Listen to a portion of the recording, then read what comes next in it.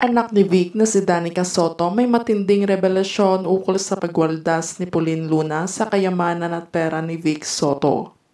Tila ngayong araw nga lang ginulantang ni Danica Soto ang lahat sa buong social media.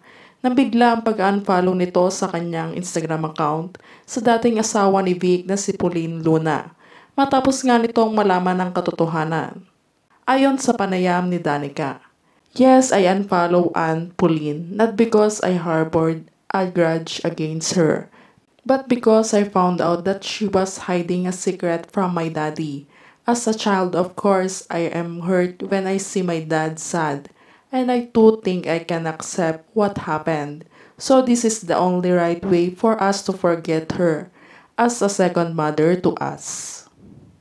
Ayon pa sa balita, matagal na nga din daw na mayroong alitan na tampuhan ang dalawa noong dumating sa buhay ni Vic Soto si Pauline Luna, dahil hindi umano nila tanggap si Pauline para sa kanilang ama. Dahil nga sa agwat ng edad ng dalawa at pinangunahan nitong pera nga lang daw ang habol nito sa kanilang ama, na siyang ikinagalit naman ni Pauline Luna noon. Ngunit sa kabila naman nito ay may matindi nga ding ibinulgar sa publiko si Danica ukol sa ikinaharap na isyu ngayon na mag-asawa, nang ito'y mag-guest sa Fast Talk with Boy Abunda. Kaya naman sa kabila nito ay hindi na nga din napigilan pa ni Danica na maging emosyonal sa galit, na babanggit ito ang ikinakaharap na family problem nila Pauline at Vic na di umano'y hindi si Vic ang ama ni Tali. "I was very disappointed with what happened.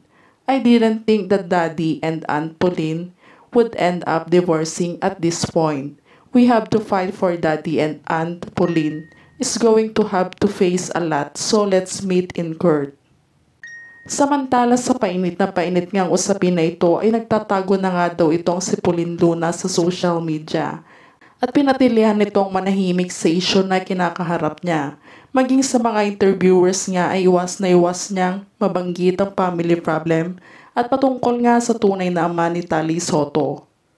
Ang mas masama pa nga daw ay hindi alam ng family Soto ang baho ni Pauline ukol sa pagsasama nila ni Vic na di umano'y kinuha nito lahat ng kayamanan at mga savings ni Vic, na siyang iwinaldas nito sa walang kasaysayang mga kagamitan, alahas at makeup nito na di umano'y kailanman napakinabangan ng kanilang anak. Kaya ganoon na lamang katindi ang galit ni Danica kay Pauline, dahil wala nga daw napalat na patunguhan ng perang kinuha nito sa kanilang ama.